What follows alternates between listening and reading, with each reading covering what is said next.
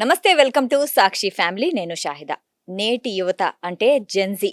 టెక్నాలజీతో పెరిగిన తరం జెన్జీ. సోషల్ మీడియాలో తమ అభిప్రాయాలను నిక్కచ్చికంగా, అసలు భయం లేకుండా నిర్భయంగా తమ అభిప్రాయాలను వ్యక్తపరిచే తరం జెన్జీ. అయితే జెన్జీ ఇప్పుడు పక్కదోవ పడుతుందా, అంటే క్షణికావేశానికి గురవుతుందా అని కొంత చర్చ జరుగుతోంది. అయితే జెన్జీ మైండ్ సెట్ని మనం ఎలా అర్థం చేసుకోవాలి అనే ఈ ఆసక్తికర అంశం గురించి మనం ఈరోజు మాట్లాడదాము. ఈరోజు మనతో పాటు ఉన్నారు ప్రముఖ సైకాలజిస్ట్ డాక్టర్ విశేష్ గారు. ఆయనతో మాట్లాడదాం. నమస్తే సార్. నమస్తే. అయితే సార్, ఇప్పుడు జంతర్ మంతర్ దగ్గర జరిగిన ఈ ఉద్యమం ఏదైతే ఉందో ఇప్పుడు దేశవ్యాప్తంగా సంచలనం సృష్టించింది. మొత్తం జెన్జీ మొత్తం గుమిగుడి అంటే ఒక యూనిటీతో ఆ ఉద్యమాన్ని సక్సెస్ఫుల్ గా కంప్లీట్ చేశారు. సో జెన్జీ మనస్తత్వాన్ని ఎలా అర్థం చేసుకోవాలంటారు? ఇప్పుడు ఈ జంతర్ మంతర్ ఉద్యమం అనేది జెన్జీ పట్ల ఉన్న పర్సెప్షన్ మొత్తాన్ని మార్చేసింది. First point. ఎందుకంటే ఇప్పటి వరకు జెన్జీ పట్ల జెన్ఎక్స్, అలాంటి జెన్ఎక్స్లకి, జెన్వైలకి, మిలీనియల్స్కి వీళ్ళందరికీ ఏముందంటే వీళ్ళందరూ కూడా ఏదో రీల్స్లో పడి బతికేస్తుంటారు తప్ప వీళ్ళకంటూ సోషల్ రెస్పాన్సిబిలిటీ లేదు, సోషల్ కమిట్మెంట్ అనే ఒక స్వీపింగ్ కామెంట్స్ చేస్తూ ఉండేవాళ్ళు. కానీ వీళ్ళెవ్వరూ చేయలేని పని జెన్జీ చేసి చూపించింది. Right, first point. ఎందుకు అని అంటే జెన్జీ అనేది మీరు చెప్పినట్లు ఇంటర్నెట్, స్మార్ట్ ఫోను, ఏఐలో పుట్టి పెరిగిన తరం. రైట్, ఏఐ ఇప్పుడు వచ్చింది, వీటిలో పుట్టి పెరిగిన తరం. వీళ్లకు క్విక్ రియాక్షన్స్ అలవాటైపోయాయి. First point. అండ్ ఈ తరానికి ముందుగా ఎందుకు వీళ్ళని సక్సెస్ అయ్యారంటే వీళ్ళకి భయం లేదు. పెద్దలన్నా, సీఎం అయినా, పిఎం అయినా వాళ్ళకి భయం లేదు. ఎందుకు? వాళ్ళకి అన్నిటికంటే స్వేచ్ఛ ముఖ్యం ఈ జనరేషన్కి. వాళ్ళు డోంట్ కేర్ ఎవరిని. బాధ్యతలు కూడా వద్దంటున్నారు కదా జెన్జీ. సో బాధ్యతలు వద్దంటం అంటూ ఏమి ఉండదండి. అలా ఏమి ఉండదు. ఎవరు బాధ్యత లేకుండా ఉన్నారు? బాధ్యత లేకపోతే వాళ్ళు ఎందుకు ఉద్యమం చేస్తారు? దేశం పట్ల అమితమైన బాధ్యతతో కదా వాళ్ళు ఉద్యమం చేసింది. సో ఇప్పుడు అక్కడ వెళ్ళిన వాళ్ళేమి కూటికి లేని వాళ్ళు కాదు కదా, అందరూ లేకుంటే రోడ్ల మీద తిరిగే వాళ్ళు కాదు కదా. కొంతమంది మంత్రుల, బీజేపీ మంత్రుల, మినిస్టర్ కూతుర్లు కూడా ఆ ఉద్యమాన్ని సపోర్ట్ చేస్తూ చేశారంటే that is the mind set of the Gen Z. అది క్యాచ్ చేయగలిగినప్పుడు మాత్రమే మనం కరెక్ట్గా అర్థం చేసుకోగలం. అయితే జెన్జీ చాలా త్వరగా రియాక్ట్ అవుతుంది. సో ఇది సోషల్ మీడియా ప్రభావమా అని చెప్తారా మీరు? సోషల్ మీడియా ప్రభావం అని పూర్తిగా చెప్పలేనండి. ఎందుకంటే ప్రతి తరానికి కొన్ని లక్షణాలు ఉంటాయి. ప్రతి తరానికి కొన్ని తనమైన లక్షణాలు ఉంటాయి. అవి ఎక్కడి నుంచి వస్తాయి? ఆ తరం పుట్టి పెరిగిన వాతావరణం నుంచి వస్తాయి. సింపుల్. రైట్. సపోజ్ ఇప్పుడు మా తాత తరం ఉందండి, మా తాత తరం ఉంది. మా తాతల తరంలో ఒక ఊరికి నుంచి ఇంకో ఊరు వెళ్ళాలంటే ఎడ్ల బండే మార్గం. బస్సులు కూడా పెద్దగా లేవు, ఎడ్ల బండే. అందువల్ల చూసుకుంటే మీకు పెళ్లిళ్ళు అనేవి ఆ ఊరు చుట్టుపక్కలే ఉండేవి. చుట్టుపక్కల 10 కిలోమీటర్లు దాటి మీకు పెళ్లిళ్ళు ఉండేవి కాదు. మీరు గమనించండి, తాతల తరంలో అంతకంటే ఎక్కువ టైం ఉండే, అంత దూరం. ఎందుకంటే బండి మీద ప్రయాణం చేయాలి కదా. రైట్. తర్వాత మా నాన్న తరం వచ్చింది. మా నాన్న తరంకి కొంచెం బస్సులు కొద్దిగా అందుబాటులోకి వచ్చాయి. ఇంకొంచెం దూరం దూరం పెరిగింది. మా తరం వచ్చింది. మా తరంకి వచ్చేసింది. మేము జిల్లాలు దాటిపోయాం. మా నెక్స్ట్ జనరేషన్ రాష్ట్రాలు దాటిపోయింది. ఇప్పుడు జెన్జీ దేశాలు దాటిపోతుంది. Because of the revolution. Right, revolution. దాన్ని బట్టే మన మనస్తత్వం కూడా మారుతుంది, మన పుట్టిపోయిన వాతావరణాన్ని బట్టి. ఇప్పుడు జెన్జీ అనేవాళ్ళు పుట్టకతోనే మీకు కంప్యూటర్ అందుబాటులో ఉండి పుట్టినప్పుడు, ఇప్పుడు నేను ఒక ఇన్ఫర్మేషన్ ఇంతకుముందు కావాలంటే నేను ఆ ఇన్ఫర్మేషన్ లైబ్రరీకి వెళ్ళి లైబ్రరీ క్యాటలాగ్ పట్టుకొని ఆ క్యాటలాగ్ మొత్తం వెతుక్కొని తర్వాత ఆ పుస్తకం తీసుకొని దాని నోట్స్ రాసుకొని అప్పుడు నాకు ఇన్ఫర్మేషన్ నాకు వచ్చేది కదా. అంటే ఇంత ప్రయాణం నేను చేయాలి ఒక ఇన్ఫర్మేషన్ కోసం. రైట్. అంటే అంత ఓపిక నాకు ఉండాలి. కరెక్ట్. అంత ఓపిక నాకు ఆటోమేటిక్గా తెలియకుండా నాకు అలవాటు అవుతుంది. రైట్. సో అలాగే ఇప్పుడు మా పేరెంట్స్ నేను ప్రకాశం జిల్లాలో ఉండి మా పేరెంట్స్ కైకలూరులో ఉండేవాళ్ళు. సో ఉదయం బయలుదేరితే అక్కడికి వెళ్ళేసరికి సాయంత్రం అయ్యేది. రైట్ కదా. ఎందుకు? ఆటోమేటిక్గా మనకు తెలియకుండా ఓపిక అలవాటు అవుతుంది. కరెక్ట్. ఇప్పుడు ఏమవుతుంది? నీకు ఇన్ఫర్మేషన్ కావాలా, మొబైల్ నిమిషాలు, సెకండ్లో వచ్చేస్తుంది ఇన్ఫర్మేషన్. సో ఓపిక ఉండట్లేదు దీనివల్లేనా? అవసరం ఉండదు. నీకు ఓపిక పట్టాల్సిన అవసరం లేదు వాడికి. నీకు అవసరం లేదు, ఎందుకంటే వాడు అటువంటి వాతావరణంలో పెరిగాడు. సో ఆ టాలరెన్స్, ఆ ఓపిక ఉండదు సహజంగా. ఎందుకంటే ఆ వాతావరణం అలాంటిది, వాడు పెరిగిన వాతావరణం అలాంటిది. Don't find fault with the Gen Z. అది జంజీ తప్పు కాదు, జంజీ పుట్టిపెడిన వాతావరణం ప్రభావం అది. కరెక్ట్. ఓకే. అయితే ఇప్పుడు జంతర్ మంతర్ తగ్గిన ఉద్యమం జరిగింది కదా! హ్మ్. ఈ ఉద్యమం కాకుండా దేశంలో చాలా సమస్యలు ఉన్నాయి కదా మరి. హ్మ్. సో వాటి మీద కూడా జెన్‌జీ పోరాటం చెయ్యొచ్చు కదా! మీరు రెడ్ డ్రెస్ ఎందుకు వేసుకున్నారు? ఎల్లో వేసుకోండొచ్చు కదా, చెప్పండి. మీరు రెడ్ డ్రెస్ ఎందుకు వేసుకున్నారు? ఎల్లో వేసుకోండొచ్చు కదా. ఈరోజు ఇది వేసుకోవాలనిపించింది. వాళ్ళకి దాని మీద చేయాలనిపించింది. ఇప్పుడు ప్రపంచంలో చాలా సమస్యలు ఈ ఉంటాయి. సమస్య మీద ఎక్కువ రియాక్ట్ అవ్వాలనిపించింది. ప్రపంచంలో చాలా సమస్యలు ఉంటాయి, దేశంలో చాలా సమస్యలు ఉంటాయి, లేవని నేను చెప్పను. హ్మ్. ఎందుకు దాని మీద ఫోకస్ చేశారంటే దానిలో జెన్జీకి చెందిన పిల్లలు చనిపోయారు. హ్మ్. లీక్స్ చాలా జరిగినాయి, జరగలేదని చెప్పట్లా, హ్మ్. ఎప్పుడు జరుగుతూనే ఉంటాయి. ఎందుకంటే అది మనిషి బలహీనత. ఎవడో ఒక నీచ్ కమిన్ ఉంటాడు, వాడు అంటే మోరోవర్ ఇప్పుడు నీట్ కానీ జేఈఈ కానీ అది చిన్న ఎగ్జామ్ అనుకోమాకండి, దాని వెనక వందల వేల కోట్ల పిల్లల బిజినెస్ ఉంది. అవును. Business okay. ఉంది. మ్మ్. ఓకే, మొన్న ఎక్కడో చదివాను నేను, ఒక కోటాలో ఒక్క ఫ్యామిలీకి 30,000 కోట్లు వస్తాయట నీట్ ఎగ్జామ్ నుంచి, ఓ. కోచింగ్ నుంచి. మ్మ్. ఒక ఫ్యామిలీకి ఒక్క ఫ్యామిలీ. 30,000 కోట్లు. మ్మ్. ఓకే, ఆ 30,000 కోట్ల నుంచి వాడు 30 కోట్లు 300 కోట్లు ఈజీ ఖర్చు పెట్టేస్తాడు లీక్ కోసం. అంటే విద్యార్థులు పడుతున్న ఆ శ్రమ వెనుక వీళ్ళు బిజినెస్ చేసుకుంటున్నారు. అది హ్యూమన్ నేచర్. అది నేను అది అది వాళ్ళ తప్పు కాదు, అది బలహీనత, అది దౌర్భాగ్యం అంతే. ఓకే, అయితే ఎందుకు ఇది ఒక ఉద్యమంగా మారింది అని అంటే మ్మ్. దానిలో పిల్లలు చనిపోయారు. 17 మంది 20 మంది పిల్లలు చనిపోయారు, సూసైడ్ అవును. చేసుకున్నారు. అవును. సూసైడ్ చేసుకున్నారు, చాలా మంది ఎగ్జామ్స్ రాయడం ఆపేశారు. ఇది ఆ తరానికి సంబంధించిన సమస్య కాబట్టి వాళ్ళని అది అట్రాక్ట్ చేసింది, అది వాళ్ళ మనసుకు తాకింది. తాకింది. మ్మ్. తాకింది. వాళ్ళు ఏమడిగారు? వాళ్ళు ఏమి ప్రభుత్వం మారమలే కదా, దానికి రెస్పాన్స్ అకౌంటబిలిటీ తీసుకొని ఎడ్యుకేషన్ మినిస్టర్ రిజైన్ చేయండి అని చెప్పారు. మ్మ్. రిజైన్ చేస్తే ఈ గొడవంత లేదు కదా, అసలు ఉద్యమమే లేదు కరెక్ట్. అవును. కదా. మ్మ్. రిజైన్ చేయకపోవడం వల్ల అది ఉద్యమంగా మారింది. అవును. రిజైన్ చేస్తే గొడవ ఏముంది అసలు? మ్మ్. ఆ రోజే అసలు ఉద్యమం జరిగిండేది కాదు కదా. అవును. సో ఈ జెన్జీ అనే వాళ్ళు అకౌంటబిలిటీ కోరుకుంటున్నారు. అకౌంటబిలిటీ కోరుకుంటున్నారు. అకౌంటబిలిటీ. అయితే రాజీనామా. నువ్వు నువ్వు ప్రధానివి కావచ్చు, కేంద్ర మంత్రి కావచ్చు, ముఖ్యమంత్రి కావచ్చు, ఎవడైనా కావచ్చు, నువ్వు నా బాస్ కాదు, నా సర్వెంట్ అనే విషయాన్ని చెప్తున్నాయి. అయితే సరే, ఇప్పుడు రాజీనామా చేశారు మంత్రి, చేయించే వరకు వీళ్ళు పట్టు వదలకుండా చేయించిన తర్వాత శాంతించారు. Right. అయితే ఇలాంటి ఉద్యమమే జెన్జీ నాణ్యమైన వైద్య విద్య కోసం చేస్తే అసలు ఇలాంటి ప్రాబ్లమ్సే ఉండవు కదా. చేస్తే బాగుంటుంది, ఖచ్చితంగా చేస్తే బాగుంటుంది.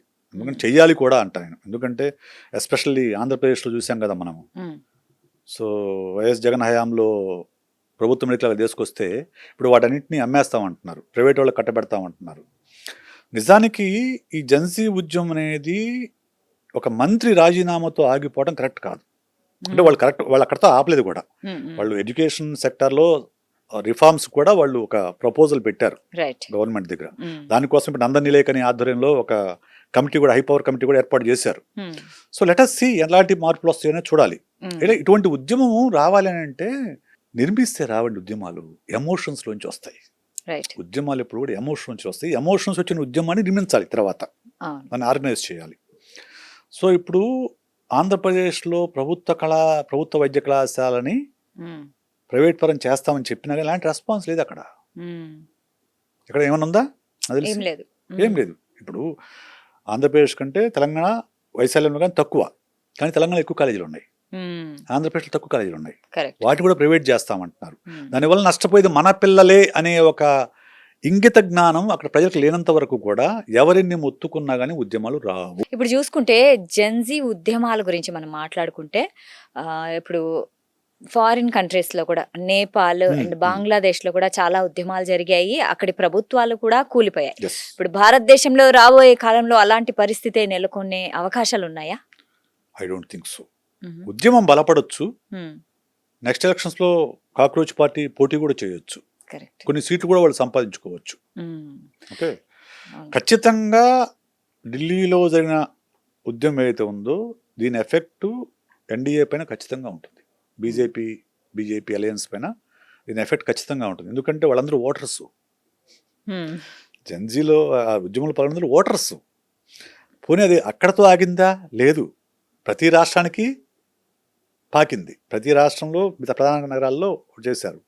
ఆలోచిస్తున్నారు వాళ్ళు. ఉమ్, ఈ జనరేషన్ పిల్లలు ఆలోచిస్తున్నారు. ఆలోచిస్తున్నారు. ఆలోచించి ఏం అడుగుతున్నాం మనము, ఒక రెసిగ్నేషన్ అయితే ఎందుకు అంత పట్టుబడుతున్నారు వాళ్ళు, what is the problem with them అని చెప్పేసి ఆలోచించి అది రేపు ఎఫెక్ట్గా మారచ్చు. అదే పాతకాలంలో ఇప్పుడు అంటే మన స్వతంత్రం గురించి మనం మాట్లాడుకుంటే సుభాష్ చంద్రబోస్ కానీ మహాత్మా గాంధీ కానీ వాళ్ళు కూడా ఉద్యమాలు చేశారు, వాళ్ళు కూడా చాలా సాధించారు మన దేశం కోసం. ఆ ఉద్యమాలకి ఇప్పుడు జెన్జీ చేస్తున్న ఉద్యమానికి ఏంటి తేడా? సో ఆ ఉద్యమాలు నేను చూడలేదు ఫస్ట్ పాయింట్. కానీ ఎవరి పేర్లైతే మీరు చెప్పారో, మహాత్మా గాంధీ జాతిపిత ఉమ్, కదా. అంటే మనకు వచ్చే ప్రతి రూపాయి నోటు పైన ఆయన బొమ్మ ఉంటుంది. మరి అలాంటి జాతిపితని ద్రోహి అని తిడుతున్న వాళ్ళు ఇప్పుడు ప్రభుత్వంలో ఉన్నారు. అలాంటి జాతిపితను చంపిన వాళ్ళని జాతి నేతగా గుర్తిస్తున్న వాళ్ళు ఇప్పుడు అధికారంలో ఉన్నారు ఉమ్, కదా. కరెక్ట్. సో ఫస్ట్ పాయింట్ అంటే హౌ ది రిలీజియస్ ఫండమెంటలిజం అనేది చేంజ్ ది మైండ్ సెట్ అనేది మనం చూడాలి. ఒక ఎవల్యూషన్గా చూస్తాను నేను అది. రెండోది, నేతాజీ సుభాష్ చంద్రబోస్, వల్లభాయ్ పటేల్, వీళ్ళెవరు కాంగ్రెస్ లీడర్స్. వీళ్ళని తీసుకెళ్ళి బీజేపీ వాళ్ళ ఖాతాలో వేసేసుకుంటుంది, భగత్ సింగ్ వాళ్ళ ఖాతాలో వేసేసుకుంటుంది. అంటే ఫాల్స్ నెరేటివ్స్ అనేవి ఇప్పుడు వేడిగా స్ప్రెడ్ అవుతున్నాయి. ఫాల్స్ నెరేటివ్స్ ఇప్పుడు నడుస్తుంది. ఈరోజు రాజకీయం నడుస్తుందా ఫాల్స్ నెరేటివ్స్ మీద నడుస్తుంది. ఓకే. తప్పుడు ప్రచారం. అది రైటా కాదు, ముందు మనకు అనుకూలంగా ప్రచారం చెయ్యి అంతే. దానికి తగ్గట్లుగా వీడియోలు, పోస్టర్లు రకరకాలు వదిలేసి, అది నాకు నవ్వు వస్తుంది. వల్లభాయ్ పటేల్ గురించి మావాడంటే, వల్లభాయ్ పటేల్ చచ్చిపోయేంత కాంగ్రెస్ వాడు. నేతాజీ సుభాష్ చంద్రబోస్లో ఉన్న రెజిమెంట్కి ఒక పేరు గాంధీ పేరు. అంటే ఒక అబద్ధాన్ని 100 సార్లు పదే పదే చెప్తే అది నిజమైపోతుంది. దాన్ని ఏదైతే ఏ ఫాల్స్ నెరేటివ్స్తో అయితే వాళ్ళు అధికారంలోకి వచ్చి వాళ్ళు ఇండియన్ మైండ్ సెట్ని మార్చారో, మార్చాలని ఇంకా ప్రయత్నిస్తున్నారో, అదే స్ట్రాటజీ ఉపయోగించి జన్జీ మొన్న సక్సెస్ అయింది. జన్జీ ఎంత ఉధృతంగా ప్రతి ఫోన్ని ఒక కెమెరాగా, ఒక రిపోర్టర్గా మార్చేసింది. రకరకాల రీల్స్ పెట్టేసి అసలు మొత్తం పడేశారు ప్రపంచాన్నే. అసలు ఒక అమ్మాయి చూసారా, అది పోస్టర్ గర్ల్ గా నిలిచిపోయింది ఆ అమ్మాయి. ఒక ఫోటో అహీరా. సో ఎంత అది నాకైతే అది చూడగానే జెన్జీ ఆ ఉద్దేశాన్ని ఆ ఒక్క ఫోటో చూపిస్తుంది. ఆగండి, ఇంకా మీ ఆగడాలు ఆపండి, చాలు బాబు, మీ జనరేషన్స్ కాలం అయిపోయింది, మీరు దయచేయండి, ఇది మా కాలము, మాకేం కావాలో మాకు తెలుసు, సో మేము ప్రభుత్వాలు కూడా నడపగలము, మా చేతవు అని చెప్పేసి వాళ్ళు చాలా స్పష్టంగా చెప్తున్నారు. బహుశా రేపు ఎలక్షన్స్లో పోటీ కూడా చేస్తారేమో, చేస్తే అధికారంలోకి వచ్చి రాకపోయినా కొంత సీట్ అయితే ఖచ్చితంగా గెలుచుకుంటారు, అందులో నో డౌట్. ఎగ్జాక్ట్లీ. సరే, ఇప్పుడు కాక్రోచ్ జనతా పార్టీ గురించి మనం మాట్లాడుకుంటే, అసలు అది ఇది వరకు ఎవ్వరూ వినలేదు, కానీ అకస్మాత్తుగా పుట్టుకొచ్చిన పార్టీ. అంటే నిరుద్యోగులందరికీ ఒక చిన్న ట్రిగర్ చేశారు ఒక న్యాయమూర్తి, అక్కడ నుంచి పుట్టుకొచ్చింది. వాళ్ళల్లో ఉన్న యూనిటీ చూస్తుంటే నిజంగా ఆశ్చర్యపోవాల్సిందే. అంటే ఉద్యమాలు కూడా జరిగిపోతున్నాయి. అసలు ఏం జరుగుతుందంటారు? అంటే అది కాక్రోచ్ జనతా పార్టీ అనేది ఒక టిప్ అన్నమాట, పైన కనపడేది, అది ట్రిగ్గర్ చేసింది అంతే. అప్పటికే యూత్ మనసులో చాలా భయంకరమైన అసంతృప్తి ఉంది. ఓకే, ప్రభుత్వం పైన వ్యతిరేకత ఉంది. ఈ అధికార ఇప్పుడు సింపుల్ అండి, ఆయన ఎవరు, ఒక బాబా ఉన్నాడు, డేరా బాబాను, ఇంకో ఇద్దరు బాబాలు అరెస్ట్ అయ్యారు నార్త్ ఇండియాలో. వాళ్ళు అరెస్ట్ అయిన తర్వాత జీవిత ఖైదు పడింది. వాళ్ళు జైల్లో ఉన్న కాలం కంటే బయట ఉన్న కాలం ఎక్కువ. పెరోల్ పైన బయటకు రిలీజ్ అవుతారు. ప్రతి ఎలక్షన్స్ ముందు వాళ్ళు పెరోల్ వస్తుంది, నెలల తరబడి. ఇటువంటివన్నీ అబ్జర్వ్ చేస్తుంటారు కదా యూత్ అనే వాళ్ళు. ఇదేంటి అసలు, వాడి జైలు శిక్ష పడింది కదా, వీడు ఎందుకు ప్రతిసారి బయటకు ఎందుకు వస్తాడు అనే క్వశ్చన్ వస్తుంది వాళ్ళకి. ఈ ప్రభుత్వం సరిగా లేదని క్వశ్చన్ వస్తుంది. నువ్వు ఒక వేరే పార్టీలో ఉన్నప్పుడే నువ్వు అవినీతి పడని నువ్వే మాట్లాడతావు, నీ పార్టీలో రాగానే పునీతుడు అయిపోతాడు. జెన్జీ గమనించింది, ఆలోచించింది, ఆగ్రహం ఉంది, కోపం ఉంది, వాళ్ళ పట్ల ఒక నిరసన కూడా ఉంది. వాటన్నిటికీ కాంక్రోచ్ తెగదాపడేది టిప్ ఒక ట్రిగ్గర్ చేసింది, అదొక వేదికగా మారిపోయింది. అందువల్లనే మన ఉద్యమం సక్సెస్ ఎందుకు అయిందంటే, అది కేవలం కాక్రోచ్ జనతా పార్టీ అభిజిత్ దిప్కే గొప్పతనం కాదు, భారత యువతలో ఉన్న అసంతృప్తి, భారత యువతలో ఉన్న ఆగ్రహము, ప్రస్తుత వ్యవస్థలనేవి సరిగా పనిచేయడం లేదు అని వాళ్ళు బలంగా నమ్ముతున్నారు. ముఖ్యంగా విద్యా వ్యవస్థ మీద.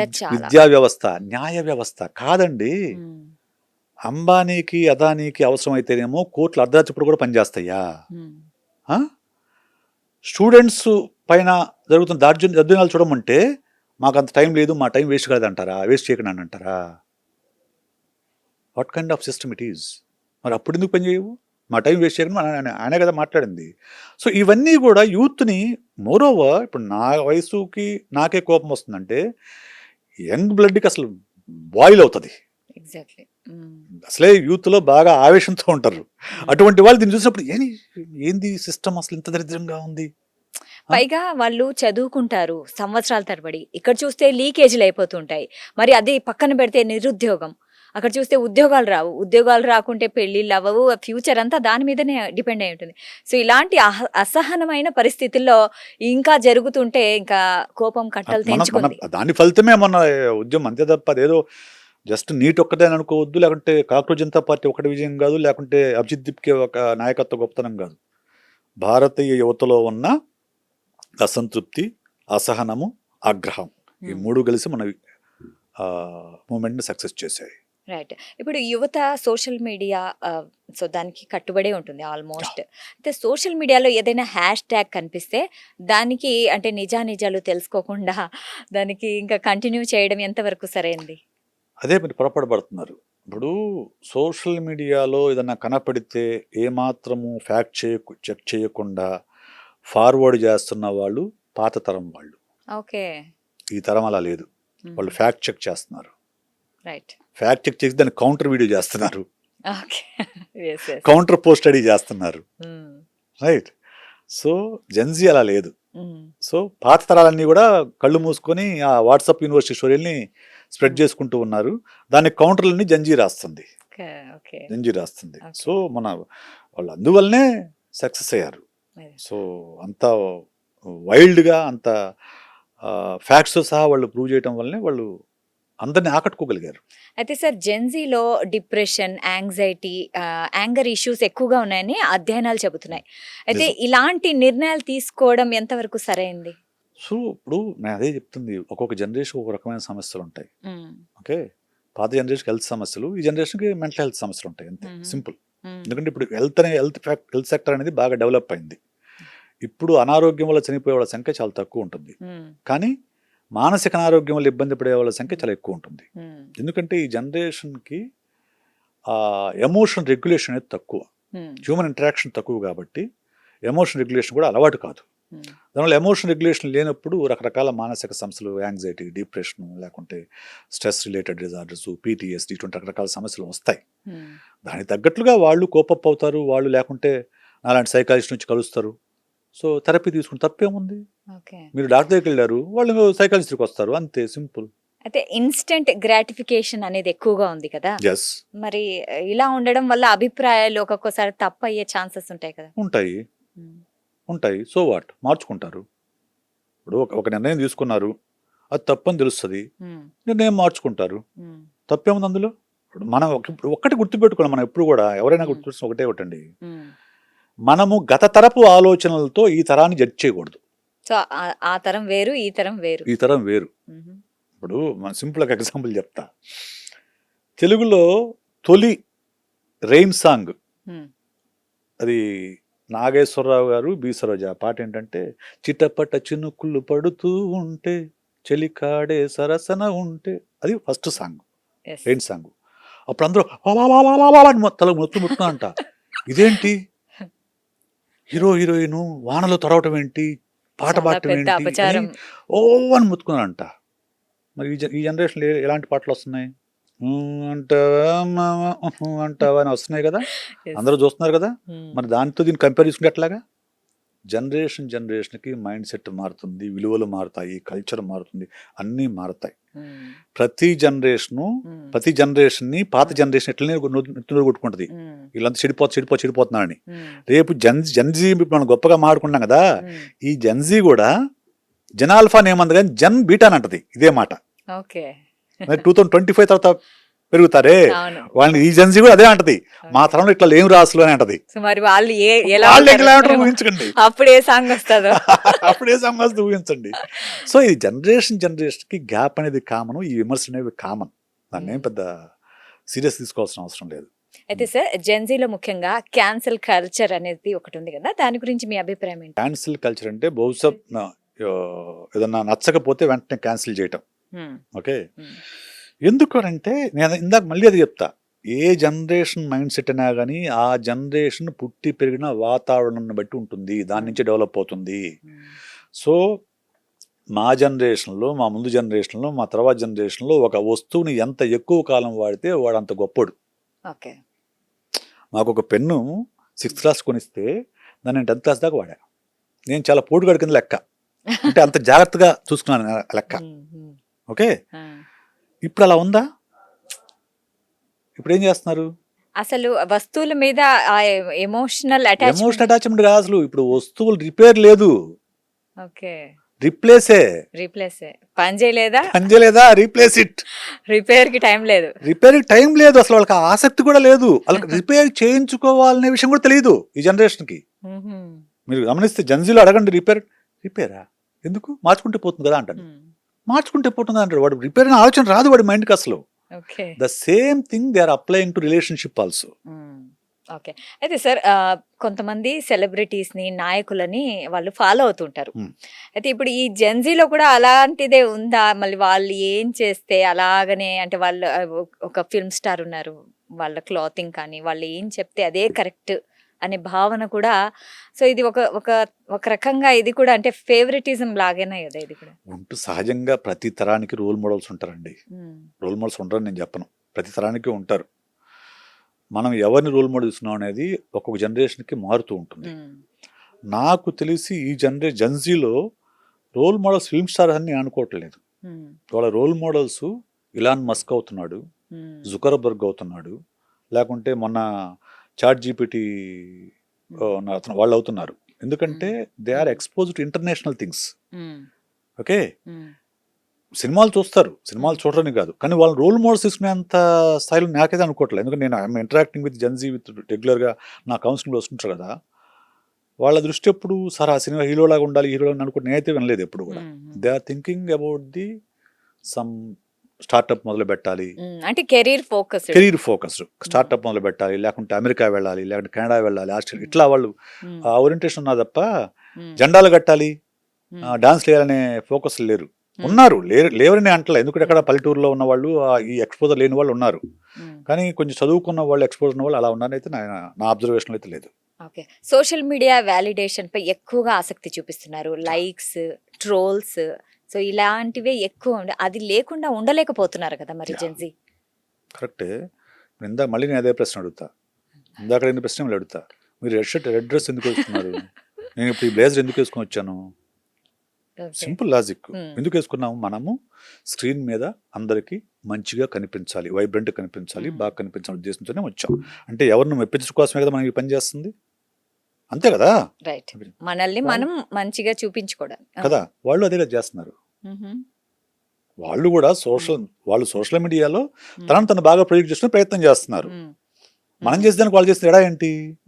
కాకపోతే మనం ఏమనుకుంటామంటే మనం స్క్రీన్ కోసం కదా మనం అనుకుంటుంది అనుకుంటాము. వాళ్ళు మీకు స్క్రీను, వాడికి సోషల్ మీడియా, అంతే, డిఫరెన్స్ ఏం లేదు. ఇద్దరికి అదే వ్యాలిడేషన్ కావాలి. ప్రతి మనిషి సోషల్ వ్యాలిడేషన్ కోరుకుంటాడు, ఎవరైనా కోరుకుంటారు. ఇప్పుడు అదర్వైజ్ నేను అసలు తలెందుకు దూకోవాలి చెప్పండి? ఇతరులకు కొంచెం మంచిగా నీట్ గా కనిపించడం, అది సోషల్ వ్యాలిడేషనే కదా. ఓకే, సోషల్ వ్యాలిడేషన్ కోసమే కదా కదా. కాకపోతే నేను 10 మందిని మెప్పించడం కోసం తలదూకుంటున్నాను, వాడు 10,000 మందిని మెప్పించడం కోసం సోషల్ మీడియాలో. సరే, రైట్. సరే, అయితే రిలేషన్షిప్ లో చాలా త్వరగా కనెక్ట్ అయిపోవడం, చాలా త్వరగా డిస్కనెక్ట్ అయిపోవడం, ఇది కూడా జెన్జీలో చూస్తుంటాం. ఆఫ్ కోర్స్, కరెక్టే. మరి అంటే అంత త్వరగా కనెక్ట్ అండ్ డిస్కనెక్ట్ అవ్వడం కూడా అంటే వాళ్ళ మెంటల్ ఎబిలిటీ మీద, అది మీకు నాకు పాత తరాలకి కల విచిత్రంగా ఉంటది. జెన్జీలో ఉన్న అమ్మాయిని అబ్బాయిని అడగండి మీరు ఈ మాట, అందులో ఏముంది, స్పెషాలిటీ ఏముంది? లైట్ తీసుకుంటారా? కంపాటబిలిటీ కుదరలేదు, విడిపోయాము, బట్ వీఆర్ ఫ్రెండ్స్ అంటారు సింపుల్ గా. వాడు విడిపోయినంత మాత్రం మాట్లాడుకోకుండా ఇంత ముందులాగా కత్తులు దూసుకునేలాగే ఉండరు. వాళ్ళు హ్యాపీగా ఫ్రెండ్స్ గానే ఉంటారు, వెళ్తారు, హోటల్కి వెళ్తారు, పబ్కి వెళ్తారు, అన్నీ ఉంటాయి. కాకపోతే యాజ్ ఎ కపుల్ వాళ్ళు వద్దనుకున్నారు, సింపుల్. మనము జెన్జీ రిలేషన్షిప్ని జంజీ మనస్తత్వంతో చూడాలి. ఓకే. జెనెక్స్ మనస్తత్వంతోనో జెన్వై మనస్తత్వంతో చూస్తే మనకు వాళ్ళకి అర్థం కారు. అయితే ఆన్లైన్ లో అంతమంది ఫ్రెండ్స్ ఉంటారు కదా Yeah. వాళ్ళకి సోషల్ మీడియాలో, Yeah. కానీ జెన్జీ లోన్లీనెస్ తో బాధపడుతుంది అనేసి అధ్యయనాలు చెప్తున్నాయి. Hmm. మరి సో అది నిజం. ఎందుకంటే జంజీలో మీరు అన్నట్లు ఆ ఎమోషనల్ కనెక్షన్ అనేది కొంచెం తక్కువగా ఉంది. ఉమ్, ఎందుకు అన్ని సూపర్ఫిషియల్గా ఉంటున్నాయి. తప్ప రిలేషన్షిప్స్ అనేవి ఉమ్, తక్కువగానే ఉంటున్నాయి. ఉమ్, కానీ ఎవరైనా ఒకళ్ళు కనెక్ట్ అయినప్పుడు, నిజంగా కనెక్ట్ అయినప్పుడు వాళ్ళ దగ్గరగానే బాగానే కనెక్ట్ అవుతారు, ఉమ్, బాగా క్లోజ్ అవుతారు. ఓకే. ఫ్రెండ్ గ్రూప్ లేదని అనాల్సిన అవసరం లేదు. కాకపోతే ఆ ఫ్రెండ్షిప్లో ఎక్కడన్నా ఒక దెబ్బ తగిలితే వాళ్ళు తట్టుకోలేకపోతున్నారు. ఉమ్, అంటే sensitive. Sensitive, very Okay. Sensitive. They are very sensitive in relationship. Okay. అందువల్లనే వాళ్ళు కొంచెం ఆ బ్రేకప్స్ జరిగినప్పుడు ఇక్కడ ఏంటంటే మనకు విచిత్రం ఉంటుంది ఎప్పుడు కూడా. ఉమ్, బ్రేకప్స్ పార్టీ చేసుకుంది అదే జనరేషన్, ఉమ్, బ్రేకప్స్ జరిగితే డిప్రెషన్కి వెళ్తుంది అదే జనరేషన్ మళ్ళీ. అవును, ఆత్మహత్యలు కూడా చేసేసుకుంటున్నారు. అండ్ ఆల్సో జెన్జీ పెళ్ళే వద్దంటున్నారు. ఇప్పుడు ఎక్కువగా అదే వినిపిస్తుంది. ఎస్, పెళ్లి అంటే పారిపోతున్నారు. ఇక- పెళ్ళి అది నిజానికి పెళ్లి గురించిన భయం కాదండి, ఉమ్, అది రెస్పాన్సిబిలిటీకి సంబంధించిన భయం. అంటే బాధ్యతలు వద్దా వాళ్ళకి? బాధ్యతలకు భయపడుతున్నారు. ఓకే. బాధ్యతలు వద్దని కాదు, ఉమ్, పెళ్ళి అంటే పిల్లలు వస్తారు, పిల్లల్ని ఓకే? పెంచాలి. పిల్లల్ని పెంచాలి, ఇవి కాపురము, ఈ ఈఎంఐలు ఇవన్నీ కూడా చాలా బరువు అవుతుంది అనే ఒక భయం ఉంది జనరేషన్లో. ఉమ్, ఆ భయంతోనే చాలా మంది పెళ్లి చేసుకోవడానికి ఇష్టపడలేదు. కొంతమంది చేసుకున్నా కానీ పిల్లలు వద్దంటున్నారు, డింక్, అవును. డబుల్ ఇన్కమ్, నో కిడ్స్ అనుకుంటున్నారు. ఉమ్, సో ఇట్లాంటి ఈ కొత్త ట్రెండ్ అంతే. ఇదేమి ఇప్పుడు మళ్ళీ మనం మొత్తం చరిత్ర మొత్తం చూసుకుంటే, ఇప్పుడు గాంధీ గారి కాలంలో 11 ఏళ్ళకి పెళ్లి చేశారండి. ఉమ్, 11 ఏళ్ళకి 12 ఏళ్ళకి పెళ్లి చేశారు. 10 ఏళ్ళకి పిల్లలు పుట్టేవాళ్ళు, 10 ఏళ్ళకి పిల్లలు పుట్టేవాళ్ళు. అసలు ఆడపిల్లని చూసేవాళ్ళు కాదు, పేరెంట్స్ పెళ్లి చూసి వస్తే పెళ్లి చేసి ఇలా పోయి తాడు కట్టేవాళ్ళు. ఉమ్. అప్పటికి అది కరెక్ట్, ఇప్పటికి ఇది కరెక్ట్. That's it. ఇప్పుడు జెన్జీ మెంటాలిటీని ఒక్క వాక్యంలో చెప్పాలంటే ఏం చెప్తారు sir? Future oriented, future career oriented. Simple చెప్పండి, కెరీర్ ఓరియంటెడ్. జెన్జీలో ఎక్కువ మంది కెరీర్ ఓరియంటెడ్. ఓకే. వాళ్ళు పర్సనల్ లైఫ్ కంటే కూడా కెరీర్కి ఎక్కువ ఇంపార్టెన్స్ ఇస్తున్నారు. ఓకే. That's thing. అయితే సార్ ఇప్పుడు మనం చూసుకుంటే మహాత్మా గాంధీ గారి గురించి, అంటే స్వతంత్ర ఉద్యమాల్లో ఆయన ఒక చెంప చూపిస్తే ఇంకో చెంప కూడా చూపించేవాళ్ళు, ఒక చెంప మీద కొడితే ఇంకో చెంప చూపించేవారు. అంటే అంత శాంతయుతంగా ఆయన ఉద్యమాలు చేశారు. కానీ ఇప్పుడు జెన్జీ చాలా అంటే ఆవేశపూరితంగా, సో ఇలాంటి ఉద్యమంలో విజయం సాధించగలుగుతుందా? మొన్న ఉద్యమం సాధించింది కదా, మొన్న ఉద్యమం అహింసాయుతంగా చేశారు కదా వాళ్ళు, ఉమ్, చాలా అహింసాయుతంగా చేశారు. 4 రోజుల పాటు ఎవరిని ఏ డిస్టర్బ్ చేయకుండా వాళ్ళు ఒక జంతర్ మంతర్ గురించి ఉద్యమం చేశారు. ఉమ్, పోలీసులు లాఠీచార్జ్ చేసినప్పుడు అది గొడవైంది. అవును, అండ్ మొన్న ఉద్యమంలో ఎక్కువ కనపడిన ఫోటోలు ఎవరివి?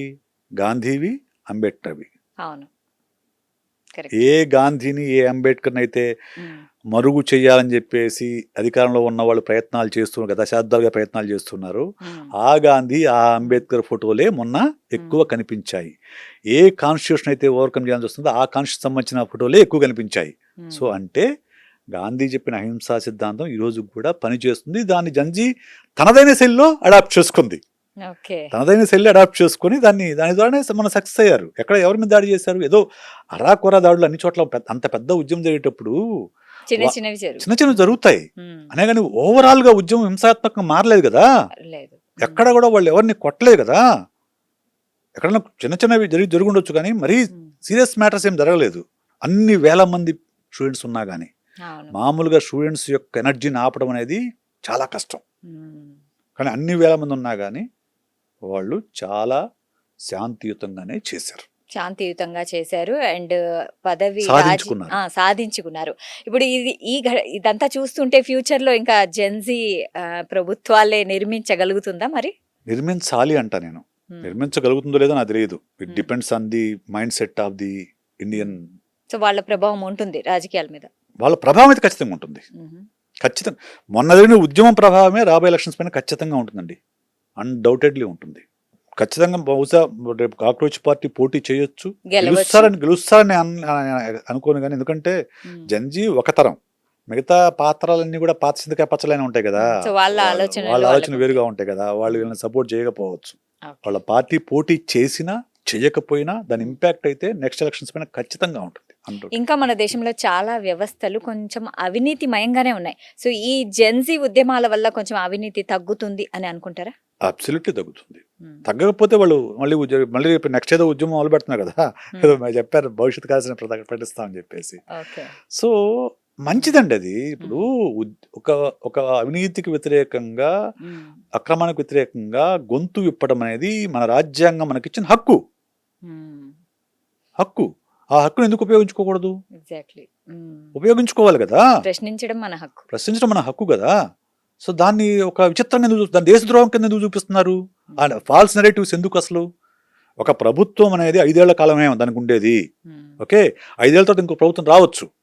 ఒక నాయకుడు అనేవాడు 5 ఏళ్ల కాలం ఉంటాడు, 10 ఏళ్ల కాలం ఉంటాడు. వాటి తర్వాత ఇంకో నాయకుడు రావచ్చు. ఒక నాయకుడిని, ఒక ప్రభుత్వాన్ని ప్రశ్నించడం అనేది దేశద్రోహం కాదు, కాబోదు. అది జెన్జీకి బాగా తెలుసు. సార్, మన భారత ప్రధాని నరేంద్ర మోదీ గారు అర్ధరాత్రి ఒక వీడియో విడుదల చేశారు, సెల్ఫీ వీడియో. అంటే ఈ జెన్జీ లాగానే ఆయన కూడా సెల్ఫీ వీడియో విడుదల చేశారు కదా, మరి దానిపై మీరేమంటారు? అలా చెయ్యక తప్పనిసరి పరిస్థితులు జెన్జీ సృష్టించారు. మోడీ గారు ఎప్పుడు వీడియో తీసుకోవాలన్నా కానీ నీట్గా మేకప్ అయ్యి, మంచి డ్రెస్ వేసుకొని, మంచి కెమెరామెన్ పెట్టుకొని, చాలా క్యాలిక్యులేటెడ్గా వీడియోస్ ఉంటాయని గమనించండి మీరు. కానీ మొన్న గత్యంతరం లేని పరిస్థితుల్లో మేకప్ లేకుండా సెల్ఫీ పెట్టుకొని వీడియో చేయాల్సిన పరిస్థితి వచ్చింది. అనేమి మాసుజని అనుకో. కానీ మీరు గమనిస్తే ఆ వీడియో పై ఎంత ట్రోలింగ్ చూస్తుంది తెలుసా? అసలు చాలా ట్రోలింగ్. ఎందుకంటే ఆయన కళ్ళల్లోకి కూడా జూమ్ చేసి టెలిప్రాంప్టర్ యూజ్ చేశారని చాలా ట్రోల్ కు గురవుతున్నారు. సో అది ఆయన తప్పనిసరి పరిస్థితులు చేసింది. మా బీజేపీలో రాజీనామా అనేదే ఉండదు అని ఆయన అనౌన్స్ చేశారు అప్పట్లో. కానీ ఇప్పుడు రాజీనామా చేయడం కూడా. సో నేను ఒకటి చెప్తా అండి, విద్యార్థులు యువతరం తలుచుకుంటే మారనిదంటూ ఏదీ ఉండదు. ఎందుకంటే ఆ జనరేషన్, ఆ ఏజ్లో ఉండే పవరు, ఎనర్జీ, విగర్ వేరు. అది ఆ తర్వాత మళ్ళీ ఆటోమేటిక్గా తగ్గిపోతుంది. ఆ యంగ్ ఏజ్లో ఉండే పవర్ డైనమైట్స్ లాగా ఉంటారు. వాళ్ళతో పెట్టుకుంటే ఎవడైనా కానీ దిగిపోవాల్సిందే. చాలా మంచి విశ్లేషణ చేశారు. థ్యాంక్ యూ సో మచ్, మీ వాల్యుబుల్ టైం ఇచ్చినందుకు. Thank you so much. So చూసారు కదా, ఇది వాటి కార్యక్రమం. మరో కార్యక్రమంలో మళ్ళీ కలుద్దాం. Until then keep watching Sakshi TV.